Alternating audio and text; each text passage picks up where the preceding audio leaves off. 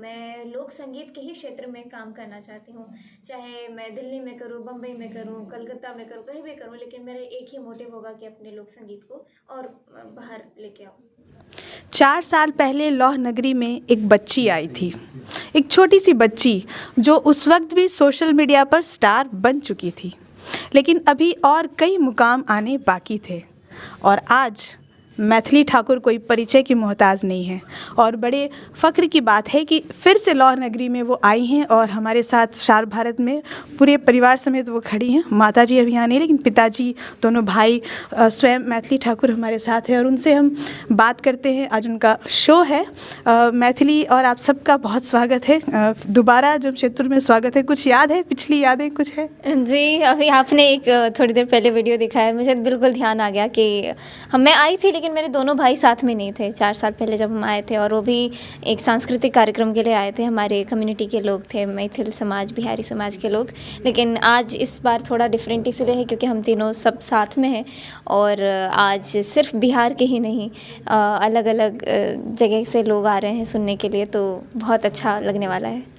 मैथिली, इतनी छोटी सी उम्र में ये ठहराव, ये मैच्योरिटी, ये गंभीरता, ये कहाँ से लाती हैं आप? ये पिता के संघर्ष का परिणाम है क्या? मुझे लगता है ऐसा ही है। मैं कभी कभी अपने पापा के जैसे बिहेव करती हूँ, कभी कभी अपनी मम्मी की तरह। अगर मतलब ऐसा ही है, पापा मम्मी को देखते हैं ना, उनसे सीखना, मतलब वो कैसे व्यवहार करते हैं, तो इसी तरीके से। कई सारे सवाल तो हैं आपसे, थोड़ा सा पापा से और भाइयों से बात कर लेते हैं। सर, ये अपने ही बच्चे को सफलता की ऊंचाई पर देखना कितना अच्छा लगता है, जिसके बारे में आपने स्वयं एक सपना देखा होगा कि ऐसा एक दिन आएगा? जी, वो तो मैंने ही बनाया था। ये जो क्या करने आगे वो तो मैंने ही बनाया था, उसी पर मैं आगे बढ़ रहा हूँ और सब कुछ अच्छा हो रहा है, बढ़िया हो रहा है। अच्छा लगता है, गर्व होता है। जी, बहुत अच्छा लग रहा है। और एक ये है कि जब भी लोग स्टार बन जाते हैं तो फिर एक फिल्मी दुनिया की चकाचौंध खींचती है। तो मैथिली से तो पूछते ही हैं, अक्सर जब भी पत्रकार मिलते हैं वो पूछते ही हैं कि बॉलीवुड जाना है कि नहीं। आज आप हैं साथ में हमारे, तो इसके पीछे क्या कोई ख़ास वजह है क्या कि उस चकाचौंध में नहीं जाना है, कला को ज़िंदा रखनी है क्या? कुछ क्या सोचते हैं? नहीं, हमारा शुरू से मोटिव था कि हम लोग तो राम सीता के भक्त हैं, तो हम तो राम सीता पर प्रकाश डालेंगे जितना कर पाएंगे, और लोकगीत को लेकर के चलेंगे। अब फिल्मी गीत से रोकना मैंने ही रोका था, उसका जो भी जवाबदेही है मेरे ऊपर है। मैथिली से कोई कुछ ना पूछे। अच्छा, ये दोनों भाई हैं, इनके बारे में भी बताने की कोई ज़रूरत नहीं है। अयाची और ऋषभ, इनको हम लोग सोशल मीडिया में सालों से, ये इतने छोटे थे, ये बड़े हो गए, ये थोड़े पहले से बड़े हो गए, तो इनकी अलग फ़ैन फॉलोइंग है, जैसा अभी मैथिली बता भी रही थी। तो आप अपनी यात्रा को किस तरह से देखते हैं अभी तक का बहन के साथ? ये एक अद्भुत जुगलबंदी है जो अरसे बाद ऐसा देखने को मिला। बिल्कुल एक सपने की तरह है। मतलब पता नहीं चला कि हम छोटे से कब बड़े हो गए आप लोगों के बीच। मतलब परफॉर्म करते करते बहुत अच्छा लगता है जब भी ऑडियंस के सामने बैठ के परफॉर्म करते हैं। तो आप बताइए, आप भी काफ़ी फेमस हैं भाई, आप अब तो बड़े भी हो गए। अब मैं देखिए, मेरा हाइट बढ़ा है, बस चंचलता वही है, और शोज़ करते जा रहा हूँ। बहुत अच्छा लग रहा है दीदी के साथ। तो झगड़ा होता है कि नहीं दीदी के साथ, या फिर वो गंभीरता अभी जैसे दिख रही है वैसा रहता है झगड़ा? अभी बस होटल रूम में मारपीट करके आए हैं, बस अभी कुछ लोग को पता ही नहीं चल रहा है। मुंह पे स्माइल। तो देखिए, ये खुलासा अभी स्टार भारत में हो गया है कि मारपीट हुई है। मैथिली, ये जो एक मासूमियत है, एक तो परिवार का संस्कार दिखता है आप सब में, एक ये जो कहते हैं ना डाउन टू अर्थ, ये आपका ख़त्म नहीं होता है। ये बहुत साल से बहुत सारे लोगों को लगता है कि अब थोड़ा घमंड आएगा, लेकिन किसी में दिखता नहीं है। ये कहाँ से आता है? और ये आपकी गायकी में आगे चलकर जाहिर है कि वो काम तो आएगा ही, लेकिन खुद को कितना सुकून देता है? मुझे लगता है ये हम बिहारियों की पहचान है कि हम लोग चाहे कुछ भी अचीव कर रहे हों। बहुत सारे हमारे बिहार के ऐसे कलाकार हुए हैं जिनको आप देखेंगे विश्व पटल पर हैं, लेकिन जब उनसे मिलेंगे तो उतने ही विनम्र हैं। तो लगता है हम लोग के कल्चर में ही ये चीज़ें हैं, और इसके लिए हमें कुछ ज़्यादा संघर्ष नहीं करना पड़ता कि नहीं नॉर्मल रहना, हम लोग जैसे हैं वैसे ही हैं। जी जी जी।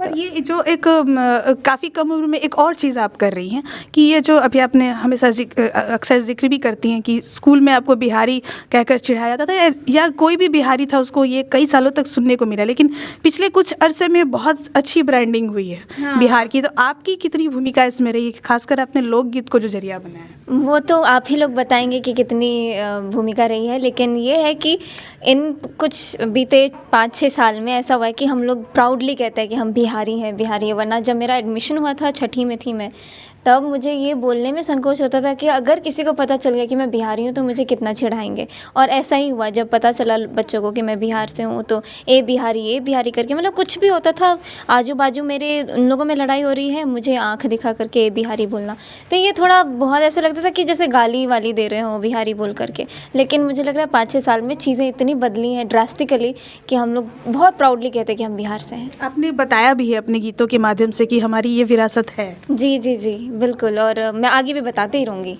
तो ये लोकगीत और भजन पर आपका काफ़ी ज़्यादा फोकस है, लोग आपको देखने के लिए इतने ज़्यादा जो है वो बिल्कुल मतलब आप पर फिदा रहते हैं, एक तरह से मैं कहूँ कि इतने फिदा रहते हैं लोग। पहले लोग चिढ़ाते थे, अब फिदा रहते हैं। तो ये जो बीच का दौर है, ये जो बीच का जो संघर्ष रहा आपका, उसमें बिहार के जो लोकगीत हैं चाहे वो किसी भी भाषा में, उनका कितना योगदान है? बिल्कुल, सभी उसी की वजह से हुआ है, उसी की वजह से आप लोग हमें पहचान रहे हैं, हमारे वीडियोस देखते हैं, तो ये सब प्यार आप ही लोगों का मिला है।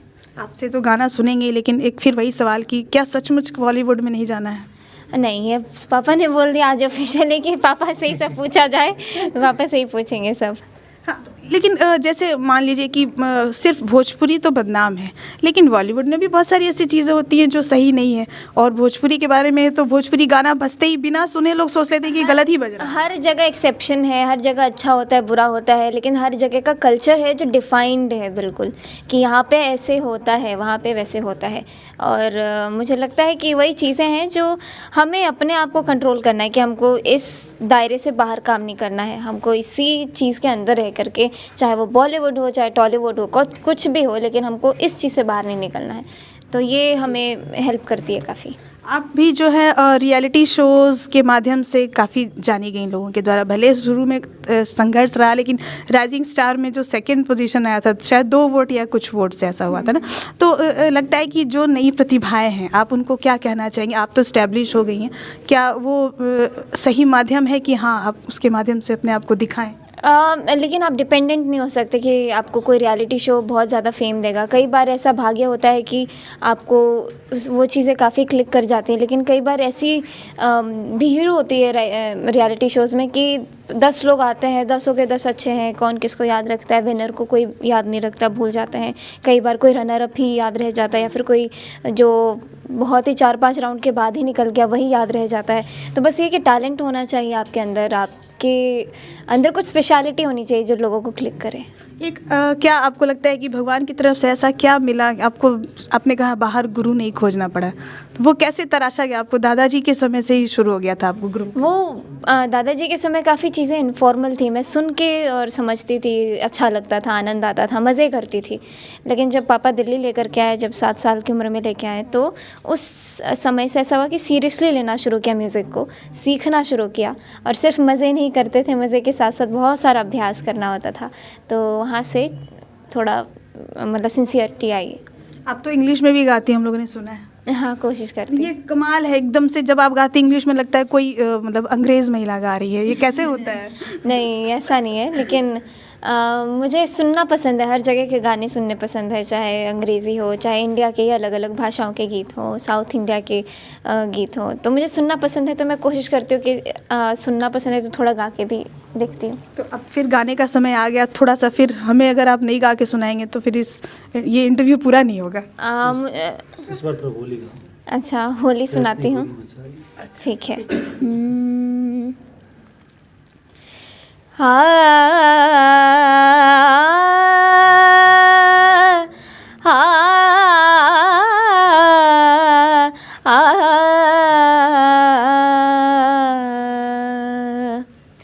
कैसी होरी मचाई कन्हा की, कैसी हो री मचाई, अचरज लखियो न जाई, कैसी हो री मचाई कन्हाई, कैसी हो री मचाई। बहुत बहुत शुक्रिया। और आपके लिए सारे शहरवासियों की तरफ से एक शायरी आपको पढ़ देती हूँ कि ये चाहत है नशा है या फिर कोई खुमार, ये चाहत है नशा है या फिर कोई खुमार की बार बार दिल न चाहते हुए भी तुझ पे ही फिदा है। ये समझिए कि पूरे लॉ नगरी के लोग आपको कह रहे हैं। बहुत बहुत शुक्रिया मैथिली आप सबका। और ये थी मैथिली ठाकुर और उनकी आवाज़ की क्या कहने, हमारे पास शब्द नहीं होते हैं जब ये गाती हैं। सहयोगी बबलू के साथ अन्य अमृता, शार्प भारत के लिए।